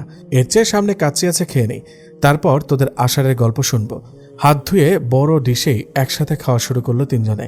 অপূর্ব বলল, কাল রূপসাকে দেখতে যাবে বাবা মা। দেখতে মানে কালই পাকা কথা বলে আসবে। আরে তাহলে তো ভালোই, বন্ধুর বোনকে বিয়ে করার রেওয়াজ চালু হয়ে গেল। এরপর মেঘের পালা। মেঘ কেসে উঠল। অপূর্ব বলে, মেঘের পালা মানে? মেঘ তোর বোনকে বিয়ে করবে, কিন্তু ধর্ম তো ভিন্ন। রাহি বলে, রনিতের কথা ছাড়, ও কি বলতে কি বলে ফেলে। ফাইনালি তোর আর রূপসার বিয়েটা হচ্ছে। এরপর রূপসা তোর কি ক্লাসটা নেবে সেটা ভাবছি। এতদিন তুই ওকে ঘুরিয়েছিস, এবার ও তোকে উঠতে বসতে নাকে দড়ি দিয়ে ঘোরাবে। মেঘ বলে, আরে ব্রো, ভালোবাসা থাকলে নাকে দড়ি কেন, কানে দড়ি দিয়ে ঘোরালেও রাজি আছি। অপূর্ব বলে, এই মেঘ তোর কেসটা কি বলতো, কারোর সাথে প্রেম টেম চলছে নাকি? আর প্রেম, এখন যেভাবে বয়স বাড়ছে বউ পাবো নাকি সেটাই তো ভাবার বিষয়। রনিত বলে, মামা এটা না বলে বল তোর বোনকে পাবো নাকি সেটা ভাবার বিষয়। মেঘ রনিতের গলা চেপে ধরে, শালা সে কখন থেকে বোন বোন করছিস। অপূর্ব এবার কিছু আঁচ করলো, খানিকটা সময় নিয়ে বলল, আরে তোরা কি শুরু করলি, বাদ দে তো, সামনে বিয়েতে কি কি করবি সেই প্ল্যান কর। এদিকে মা বাবা ফিরছে না কেন? অর্পার কথা শুনে মলিন কণ্ঠে নাদিয়া বেগম বললেন, রাগ করে সে সকালে বেরিয়েছে, এখনো ফেরার নাম নেই। রাগ করে কেন, আর কি নিয়ে রাগ? নাদিয়া বেগম সবটা বলার পর অর্পা বলে, বাবার উচিত এবার অন্তত মামার কাছে ক্ষমা চাওয়া। ভুলটা তো তোমরাই করেছ, তাহলে নিচু তো তোমাদের হওয়া উচিত। তোমাদের ইগোর জন্য কেন মেঘের খুশি কোরবান করবে? মা, সময় বদলায়, মানুষ বদলায়, পরিস্থিতি বদলায়। সে সময় তোমরা যেটা করেছ সেটা কি অন্যায় না? আমি কি বলবো বল, আমার কথা তো শোনে না। কতবার বলেছি ভাইয়ার কাছে চলো। আমি তো সবচেয়ে বড় হতভাগা, নিজের বাবার লাশটাও চোখে দেখতে পারিনি। জীবনে এই কষ্টের কাছে সব কষ্ট ফিকে মনে হয়। তোর বাবার পায়ে ধরেছিলাম সেদিন, কিন্তু মানুষটার মন গলেনি। এরপর আমি বুঝেছি আমি ভুল সিদ্ধান্ত নিয়েছি, সব ছেড়ে তাকে বেছে নিয়ে। এরপর থেকে আমার নিজের সব চাওয়া বিসর্জন দিয়েছি। মুখ ফুটে কখনো মানুষটার কাছে নিজের দুঃখের কথা বলিনি। যার সাথে এক বিছানায় 30 বছর কাটালাম, সে আমার পাশে থেকেও সেই হৃদয়ে ভাঙা আর্তনাদ শুনতে পায়নি। এখন আমার একটাই চাওয়া, তোদের সুখ দেখা, তোদের সুখ দেখে মরেও শান্তি। কিন্তু মা, তুমি একটা ভুল করেছ, কখনো বাবার অন্যায়ের প্রতিবাদ না করে। সে যখন যা বলেছে তুমি রিমোট কন্ট্রোল পুতুলের মতো তাই করেছ। এর জন্য বাবা নিজের ভুল কখনো বুঝতে পারেনি। এবার নিজের ছেলের জন্য একটু প্রতিবাদী হও। কি করব বল, আমি কখনো কারোর মুখের উপর কথা বলতে পারি না। এবার এক কাজ করো, বাবার নাম্বার ব্লক করে দাও। এরপর যখন বাসায় আসবে রিনাকে দিয়ে বাবার খাবার দিবে, তুমি বাবার সাথে কথা বলবে না। তারপর বাবা যখন তোমাকে কিছু জিজ্ঞেস করবে তখন তুমি মেঘকে ডেকে আনবে। তারপর আমি যা যা শিখিয়ে দিচ্ছি সেরকমভাবে কথা বলবে। জানি এত সহজ না কাজটা, তবুও চেষ্টা তো করতে হবে। অন্তরা এসে বলে, তোমরা একা একা প্ল্যান করছো, আমিও আছি তোমাদের সাথে। এবার বাবাকে বাগে আনবই বলে তিনজনে হাত মেলালো। নাদিয়া বেগম সোফায় বসে আছেন, মাহমুদ সাহেব বেডে। কি শুরু করলে তুমি, এসব তোমাকে মানায়? যে কাজটা আরো আগে করা দরকার ছিল সেই কাজটাই করছি। আপনার জন্য নিজের বাবার সম্মান ধুলোয় মিশিয়ে দিয়ে চলে এসেছিলাম, অথচ যে মানুষটা 17 বছর আদর স্নেহ যত্ন ভালোবাসা দিয়ে বড় করলো, এক মুহূর্তে তার সব কিছু ছেড়ে আপনাকে ভালোবেসে আপনার কাছে চলে এসেছিলাম। কিন্তু আপনি কি করেছেন আমার জন্য? কি করিনি? তোমাকে সুন্দর একটা জীবন দিয়েছি, টাকা পয়সা বাড়ি গাড়ি সব দিয়েছি, কোনো কিছুর কমতি রাখিনি। কমতি রাখেননি? না, কোনো কিছুর কমতি রাখিনি। যে ভালোবাসার টানে সব ছেড়ে চলে এসেছিলাম, আপনি আমাকে সেই ভালোবাসা দিয়েছিলেন। প্রেম করার সময় সারা রাত জেগে কথা বলতাম আমরা, তখন আপনার ঘুমের ডিস্টার্ব হতো না। অথচ একদিন বলেছিলাম চলো আজ সারা রাত চন্দ্রবিলাস করব, আপনি বলেছিলেন আপনার কাছে বেহুদা সময় নেই। আচ্ছা এটা বলেন, শেষ কবে আমাকে বলেছেন তোমাকে এই ড্রেস মানিয়েছে খুব? দেখো, বিয়ের বছর না ঘুরতেই অর্পা আসার সুখবর আসলো। তারপর আমি শুধু কিভাবে টাকা আর্ন করা যায় সেটা ভেবেছি। টাকা টাকা, এই টাকার নেশা আপনাকে নিজের পরিবার থেকে দূর করে দিয়েছে। তোমার বাবা শুধুমাত্র এই টাকার জন্য তোমার বিয়ে অন্য কোথাও দিয়ে দিচ্ছিল। সেদিন যদি আমার টাকা থাকতো তাহলে তারা আমাকে রিজেক্ট করতো না। তোমার সাথে আমাকে মানাবে না, কি সুন্দর কথা মুখের ওপর বলে দিল। তোমার ভাই বলেছিল তোমার বোন মাসে যত টাকার কসমেটিক্স ব্যবহার করে আমাদের পুরো পরিবারে তা দিয়ে মাস চলে যায়।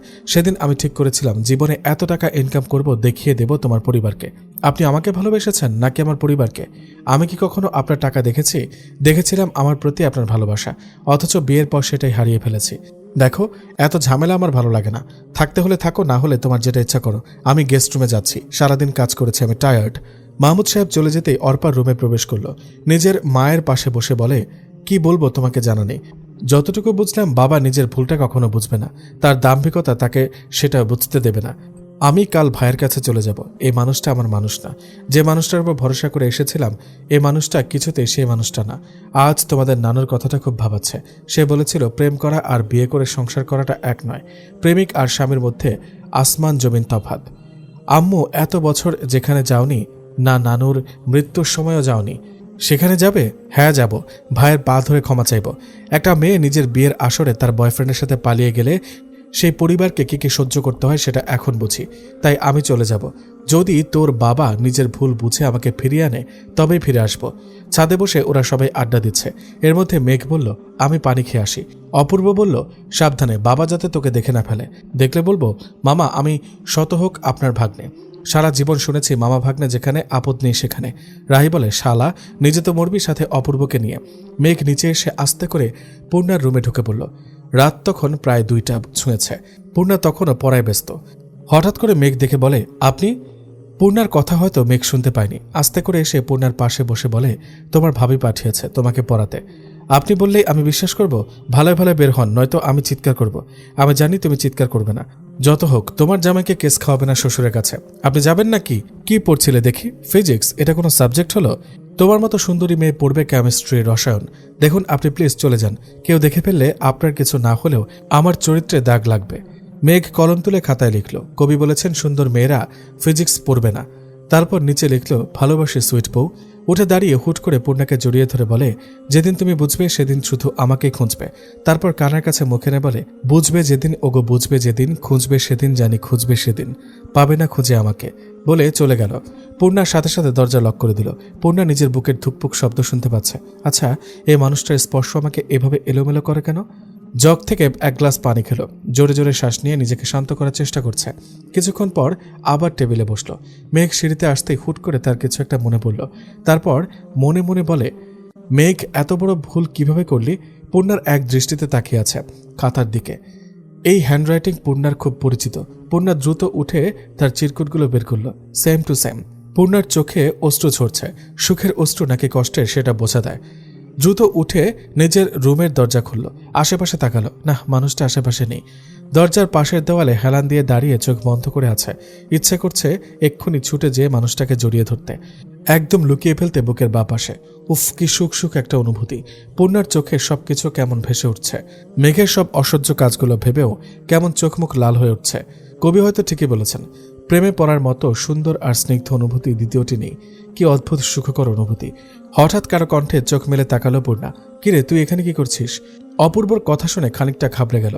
তবুও নিজেকে সামলে বলে, ভাইয়া পানি আনবো টেবিল থেকে, কিন্তু একটু আগে ডাইনিং রুমে যেন কার ছায়া দেখতে পেলাম, তাই ভয় করছে। আরে বোকা, ওটা তো মেঘ ছিল। আয়, তুই আমার সাথে আয়। এত ভীত হলে চলে? মেঘ ভাইয়া এখন কোথায়? কোথায় আবার? ছাদে। তুই কেন জিজ্ঞেস করছিস? মনে হলো তুমি আমাকে মিথ্যা সান্ত্বনা দিচ্ছ, তাই কনফার্ম হলাম। সত্যি আমাদের বাসায় এখনো আছে নাকি? আজ আমাদের বাসায় থাকবে ওরা, কিন্তু বাবা দেখে ফেললে? দেখবে কি করে? একটু পর রুমে এসে ঘুম দেব, উঠে দেখব বাবা অফিসে। পূর্ণা এক গ্লাস পানি নিয়ে বলে, আমি রুমে যেয়ে খাবো। রুমে এসে দরজা বন্ধ করে বলে, ভালোবাসি আপনাকে। শুনছেন? ভালোবাসি আপনাকে। ইস, মনের কথা যদি মনের মানুষের কাছে পৌঁছে যেত, কতই না ভালো হতো। উফ, এখন টুক করে তার মনে নোটিফিকেশন চলে যেত, তার পূর্ণা তাকে ভালোবাসি বলছে। 2 হাতে মুখ ঢেকে বলে, আপনার নাম মনে আসতে লজ্জা ঘিরে ধরছে কেন আমাকে? আমি কেন আগে বুঝলাম না? আমার চিরকুট কুমার আপনি। আচ্ছা, ভালোবাসেন যখন, তখন মুখ ফুটে বলছেন না কেন? একবার তো অন্তত চোখে চোখ রেখে বলুন ভালোবাসি। আমার এত সুখ আমি কই লুকাবো প্রাণ? নিয়াজ আহমেদের সামনে মাথা নিচু করে বসে আছে নাদিয়া বেগম। কুলসুম, আমার চোখের সামনে থেকে সরে যেতে বলো। এত বছর পর কেন এসব নাটক করছে তা বুঝতে পারছো তো? ভাইয়া, আমি ভুল করেছি, মানছি তো। প্লিজ ক্ষমা করে দাও। জানি এই ভুলের ক্ষমা নেই, তবুও আমাকে আর পর করে রেখো না। 30টা বছর তোমাদের ছেড়ে একা কাটিয়েছি। মেয়েদের বিয়ের পর বাপের বাড়ি থেকে সুখ দুঃখ ভাগ করে নেওয়ার আশ্রয়স্থল, কিন্তু আমার ছিল না। একা একা নিজেকে সামলেছি। আমি মানছি আমি ভুল করেছি, তবে এবার তুমি মেরে ফেললেও আমি ফিরে যাব না। দেখুন, আপনার সাথে আমাদের কোনো সম্পর্ক আগেও ছিল না, এখনও নেই। দয়া করে আমাদের সুখের সংসারে নজর দেবেন না। ভাইয়া, এভাবে পর করে দিও না। আমি মাহমুদকে ছেড়ে চলে এসেছি। বাহ, খুব ভালো কাজ করেছেন। তা যখন আপনার বাবা মা মারা গেল তখন কেন আসলেন না? তখন কি নিজের বাবা মাকে শেষ দেখার ইচ্ছা হয়নি? এইসব নাটক বন্ধ করুন আর বের হন আমার বাসা থেকে। আমি সেদিন আসতাম, কেউ আমাকে আটকাতে পারতো না। 9 মাসের একজন গর্ভবতী মহিলা একা একা ঢাকা থেকে চট্টগ্রামে কিভাবে যেতে পারে? তোমাকে কতবার কল করেছি, তুমি কি করেছিলে ভুলে গেছো? আমার নাম্বার ব্লক করে দিয়েছ। মাহমুদকে বারবার বলেছিলাম, পায়ে ধরেছিলাম, কিন্তু সেও তো কম জেদি নয়। তোমাদের জেদের জন্য আমি নিজের বাবা মাকে শেষবারের মতো দেখতে পারিনি। আমার কারোর প্রতি অভিযোগ নেই, তবুও চাই সব পেছনের কথা ভুলে সামনে এগিয়ে যেতে। কেন বিয়ে করেছিলি মাহমুদকে? নিজের বিয়ের আসর ছেড়ে আমাদের কোম্পানির সামান্য একজন স্টাফের হাত ধরে পালিয়ে যাওয়ার আগে তোর একবারও আমাদের সম্মানের কথা মনে পড়ল না? তোমরা আমার কাছে আর কোনো পথ খোলা রাখোনি। আমি কতবার বলেছি বিয়ে আমি মাহমুদকেই করব, নয়তো মরে যাব, কিন্তু তোমরা নিজেদের অহংকারের কাছে আমার কষ্ট দুঃখ দেখোনি। ঠিক আছে, আমি চলে যাচ্ছি, আর কখনো আসবো না। নাদিয়া বেগম দরজার কাছে আসতেই নিয়াজ আহমেদ দৌড়ে এসে বোনকে জড়িয়ে ধরে। বহু বছর পর দুই ভাই বোন নিজের কষ্ট অশ্রুপাতের মাধ্যমে প্রকাশ করছে। এদিকে মাহমুদ সাহেবের ঘুম ভাঙল বেলা 9টায়। ঘড়ির দিকে তাকিয়ে দ্রুত উঠে বসলেন। আশেপাশে তাকিয়ে নিজেকে গেস্ট রুমে আবিষ্কার করে রাতের ঘটনাটা মনে করলেন। ধীর পায়ে নিজের রুমের সামনে যেয়ে আস্তে করে দরজা খুলে ভেতরে প্রবেশ করলেন। রুমটা একদম পরিপাটি। বেডের ঠিক মাঝখানে গ্লাসের নিচে একটা কাগজ দেখা যাচ্ছে। আশেপাশে ভালোভাবে লক্ষ্য করলেন, না, কারো উপস্থিতি টের পাওয়া যাচ্ছে না। হাত বাড়িয়ে কাগজটা হাতে নিলেন। কাগজের কালো অক্ষরগুলোতে চোখ বোলালেন। কাগজটা ভাঁজ করে ড্রয়ারে রেখে ফ্রেশ হয়ে নাস্তার টেবিলে আসলেন। নাস্তার টেবিল আজ ফাঁকা। নাদিয়া বেগম ছাড়া বাড়িটা মনে হয় মৃত। দেহ আছে কিন্তু প্রাণ নেই। ঘরের স্ত্রী, ঘরের প্রাণ, আজ প্রাণটাই নেই। জগ থেকে এক গ্লাস পানি ঢেলে নিলেন। এর মধ্যে দেখলেন মেঘ আর অন্তরা বের হচ্ছে। কোথায় যাচ্ছ তোমরা? অন্তরাকে হোস্টেলে দিয়ে আমিও একটা ব্যাচেলর রুম খুঁজে নেব। আম্মুকে ছাড়া এ বাড়িতে থাকা অসম্ভব। তোমার মা না হয় পরের বাড়ির মেয়ে, কিন্তু তোমরা তো এ বাড়ির, তাহলে তোমরা কেন যাবে? যেখানে আমাদের মায়ের সম্মান নেই সেখানে আমরা থাকবো না। আর আমাদের বাড়ি আর মায়ের বাড়ি আলাদা। এটা আগে বললে মাকে নিয়ে একটা আমাদের বাড়ি বানাতাম, যেখানে আমার তোমার নেই, সবকিছু থাকতো আমাদের। বলেই ওরা দুজন বের হয়ে গেল। নিয়াজ সাহেব সোফায় চুপ করে বসে রইলেন। টাকার পেছনে ছুটতে ছুটতে কখনো নিজের মানুষদের নিয়ে ভাবার সময় হয়নি। আজ যেন সবাই তাকে চোখে আঙুল দিয়ে দেখাচ্ছে টাকা থাকলেই হয় না, নিজের মানুষ ছাড়া টাকা মূল্যহীন। অন্তরা বলল, ইস, কত বছর পর মামা বাড়ি যাচ্ছি। তোর মামা মামি, আমার তো শ্বশুর বাড়ি, স্পেশাল ট্রিট পাবো। মামা তো ঝাঁটা মেরে আবার তাড়িয়ে না দেয়। চুপ, বেশি কথা। তুই যা, আমি রাতে আসবো। অন্তরাকে রিকশায় উঠিয়ে দিয়ে মেঘ দোকান থেকে একটা সিগারেট কিনে ধরিয়ে মনের সুখে টানতে টানতে প্রায় পূর্ণার কোচিংয়ের সামনে চলে এসেছে। পূর্ণা কেবল কোচিংয়ে ঢুকবে এমন সময় মেঘকে দেখে থেমে গেল। জোরে জোরে শ্বাস নিয়ে খানিকটা সাহস জুগিয়ে মেঘের হাত থেকে সিগারেট টেনে নিল। মেঘ সামনে না তাকিয়ে বলে, শালা, সাহস তো কম না। মেঘের হাত থেকে সিগারেট ধরিস? সামনে তাকিয়ে নিজেই স্তব্ধ হয়ে যায়। আপনি সিগারেট কেন খাচ্ছেন? আমি তো আপনাকে ভালো ভেবেছিলাম। তো ভালো ভাবতে কে বলল? দেখুন, এসব সিগারেট খাওয়া চলবে না। আমি অল্প বয়সে বিধবা হতে চাই না। মেঘ পূর্ণার হাত শক্ত করে ধরে হাঁটা শুরু করলো। কিছু দূর যেয়ে একটা সিএনজি ডেকে সেটাতে উঠে পড়ল। কি করছেন? আমার পড়া আছে, সামনে আমার পরীক্ষা। বউ থাকতে না খেয়ে থাকতে চায় না। এখন তুমি আমার সাথে আমার বাসায় যাবে, আমাকে নিজের হাতে রান্না করে খাওয়াবে। হোয়াট? আমি আপনার বউ হলাম কবে? মেঘ ভাইয়া, এসব কি বলছেন? একটা অ্যাপার্টমেন্টের সামনে এসে সিএনজি থামলো। পূর্ণা বলে, আমাকে কোথায় নিয়ে আসলেন? এটা তো আপনার বাসা না। কে বলেছে এটা আমার বাসা না? এটা তো আমাদের ছোট্ট সংসার। হাত ছাড়ুন প্লিজ ভাইয়া। আরেকবার ভাইয়া বলে সোজা লিপকিস করব। চুপচাপ আমার সাথে চলো। পূর্ণা মেঘের সাথে একটা ফ্ল্যাটে ঢুকলো। মেঘ ডোর লক করতেই পূর্ণা কেঁপে উঠল। মেঘ মুচকি এসে বলে, ভয় পাচ্ছ আমাকে? না, আপনাকে ভয় কেন পাবো? আপনি কি বাঘ নাকি যে খেয়ে ফেলবেন? মেঘ 1 পা 2 পা করে পূর্ণার একদম কাছে চলে আসলো। পূর্ণা চোখ বন্ধ করে কোনো মতে বলল, আপনি এটা করতে পারেন না। মেঘ পূর্ণার কোমর ধরে নিজের সাথে মিশিয়ে নিয়ে কানের কাছে মুখ নিয়ে বলে, পশু পাখিকে ভয় পাওয়ার কিছু নেই, তবে একজন প্রাপ্তবয়স্ক পুরুষের সাথে একাকী কোনো কিশোরী থাকলে তাকে তো ভয় পেতে হয়। পূর্ণা মেঘের পিঠ তার ধারালো নখ দিয়ে আঁকড়ে ধরল। দুজন শুধু দুজনের হার্ট বিটের শব্দ শুনতে পাচ্ছে। মেঘ আস্তে করে পূর্ণার পিঠ থেকে ব্যাগটা নিয়ে পূর্ণার থেকে দূরে সরে আসলো। পূর্ণা তখনও চোখ বন্ধ করে জোরে জোরে শ্বাস নিচ্ছে। মেঘ পূর্ণার সামনে তুড়ি বাজিয়ে বলে, এই যে মিসেস মেঘ, সোজা কিচেনে যান আর আমার জন্য কিছু বানিয়ে নিয়ে আসুন। পেটের মধ্যে ইঁদুর দৌড়াচ্ছে। পূর্ণা চোখ খুলে নিচের দিকে তাকিয়ে বলে, কিচেন কোন দিকে? তুমি যেখানে দাঁড়িয়ে আছো সেখান থেকে সোজা। কিচেনে এসে পূর্ণা প্রথমে আটা গুলে নিল।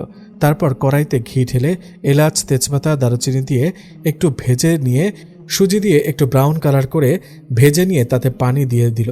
তারপর তাতে চিনি, কাজু, কিশমিশ অ্যাড করে আরেকটু নড়াচড়া করে উঠিয়ে নিল। মেঘ পূর্ণার দিকে তাকালো। কোমরে ওড়না বাঁধা, চুলগুলো খোঁপা করা, পরনে আকাশি রঙের থ্রি পিস। মেঘ পূর্ণার চুলগুলো আস্তে করে খুলে দিল। পূর্ণা দ্রুত সামনের দিকে ফিরে বলে, সরি, আমি খেয়াল করিনি।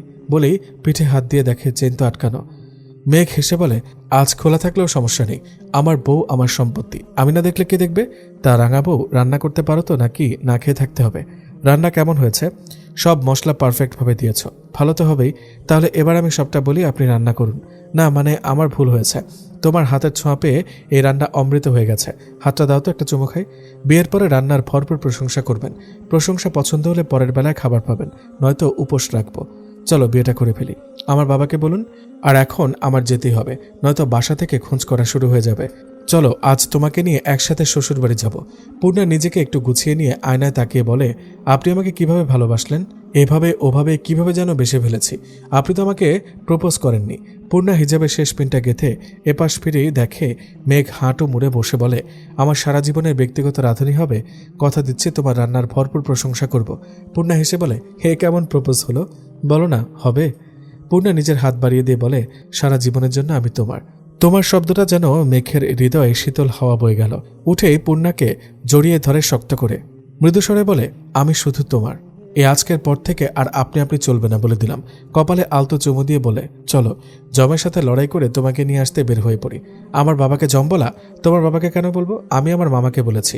দুজনেই হেসে দিল, হাতে হাত রেখে বের হয়ে আসলো। ভালোবাসা এমন এক ম্যাজিক, ভালোবাসলে তাকে শত জন্মের পুরোপুরি মনে হয় কত যুগের সম্পর্ক ছিল। তারা হয়তো সবসময় কাছেই ছিল, এক মুহূর্তে যেন সবচেয়ে নিজের হয়ে যায় মানুষটা। মাহমুদ সাহেব নিয়াজ আহমেদের সামনাসামনি বসে আছে। কিছুক্ষণ নীরব থেকে মাহমুদ সাহেব বলেন, আমি কখনো মাথা নত করতে শিখিনি, কিন্তু আপনি আর আপনার বাবা আমাকে চরমভাবে অপমান করেছিলেন। হ্যাঁ, আমি মানছি তখন আপনার পরিবারের মেয়ের সাথে আমার রিলেশন করার যোগ্যতা ছিল না, কিন্তু মন কি টাকা দেখে? আমি বুঝেছিলাম পুরো পৃথিবীতে আপনার বোনের মতো আমাকে কেউ ভালোবাসতে পারবে না, তাই তাকে ছাড়ার সাহস আমার হয়নি। তাই বলে বিয়ের আসর থেকে নিতে হবে? আগে কি করেছ? বারবার আপনার বাবার আর আপনার সামনে নত হয়েছে, আপনারা আমাকে কুকুরের মতো তাড়িয়ে দিয়েছেন। এইভাবে আমি নিতে চাইনি, আপনারা বাধ্য করেছেন। সে সব কথা এখন টানতে চাই না। আমি আবার নত হয়ে ক্ষমা চাইছি। আমার বউকে আমার কাছে ফিরিয়ে দিন, আর আমার সন্তানদের তার নানার বাড়ি ফিরিয়ে দিন। আমার ছেলেটাকে তার ভালোবাসা ফিরিয়ে দিন। আমি যদি বলি আমার বোনকে ফিরিয়ে দিন, তার বাবা মাকে পারবেন? আমার মা বারবার তার মেয়েটাকে শেষবারের মতো দেখার জন্য ছটফট করতে করতে মারা গেছে। রাগ অভিমান একদিন মিটে যায়, কিন্তু সময়ের সাথে সাথে বাড়তে থাকা ক্ষতগুলো কিভাবে মেটাবেন? জানি না কোন ভাষায় ক্ষমা চাইব, তবুও বলবো নিজের ঘৃণ্য অতীত ধরে রেখে বাচ্চাদের বর্তমান নষ্ট করবেন না। আমরা যা ভুল করেছি তার শাস্তি ওদের দেবেন না। নাদিয়া বেগম অবাক নেত্রে নিজের প্রিয়তমকে দেখছে। এই তো সেই মাহমুদ, যার জন্য পৃথিবীর সব কিছু ত্যাগ করতে রাজি নাদিয়া বেগম। কোথায় হারিয়ে গিয়েছিল এই মানুষটা? মাহমুদ সাহেব উঠে নাদিয়া বেগমের হাত ধরে বলে, সব ভুলগুলো ভুলে যাও, এবার থেকে তুমি শুধু মাহমুদকে দেখতে পাবে। আবার চলো সাজিয়ে তুলি বাকি জীবনটা। নাদিয়া বেগমের চোখ থেকে কয়েক ফোঁটা অশ্রু গড়িয়ে পড়ল। এ যেন সুখের অশ্রু। সবাই নিজেদের মধ্যে সব মিটিয়ে নিচ্ছে। এমন সময় মেঘ আর পূর্ণা বাসায় ফিরল। অন্তরা বলে, মিয়া বিবি চলে আসছে, পরিবারও রাজি, এবার খবর দাও কাজী। অপূর্ব মেঘের গলায় হাত রেখে বলে, শালা, আমার নাকের ডগার বসে আমার বোনের সাথে প্রেম করলি আর আমি জানতে পারলাম না? সুমন্দি, তুই তো তোর প্রেমিকারে নিয়া পাগল, এসব দেখার টাইম কই তোর? নিয়াজ সাহেব মেঘের সামনে এসে বলে, দেখতে ঠিকঠাক, কিন্তু কাজকাম কিছু করো তো, নাকি বাপের হোটেলে খাও? শেষ পর্যন্ত আমার মেয়ের জামাই হয়ে দম নিলা। তার দেরি কিসের? দুই বিয়ে একসাথে হোক, একজন যাবে একজন আসবে। কথা শেষ করে মেঘকে জড়িয়ে ধরলেন। পরের শুক্রবার ধুমধামে বিয়ে হয়ে গেল। সবাই সবার জীবনে আনন্দিত। মেঘ বারান্দায় বসে পায়ের ওপর পা তুলে মোবাইল নিয়ে ব্যস্ত। পূর্ণা এসে মোবাইলটা টান দিয়ে নিয়ে বলে, তোমার সামনে এত সুন্দরী বউ থাকতে মোবাইলে কি? বউ আমার যে কষ্ট দিচ্ছে তার শোধ তুলতে হবে না? পূর্ণা মেঘের কোলে বসে বলে, শান্তি হোক ভালোবাসাময়, আমার গালে ঠোঁটে হাজার হাজার চুমু দিয়ে প্রতিশোধ নাও। বউ আমার শাস্তি চাইল, না দিয়ে পারা যায় নাকি? মেঘ পূর্ণাকে কোলে তুলে নিল। পূর্ণা মেঘের কানের কাছে মুখ নিয়ে বলে, আঁচলে বাঁধিয়াছি জ্যোৎস্নার আলো, সবটুকু শুধু তোমার জন্য।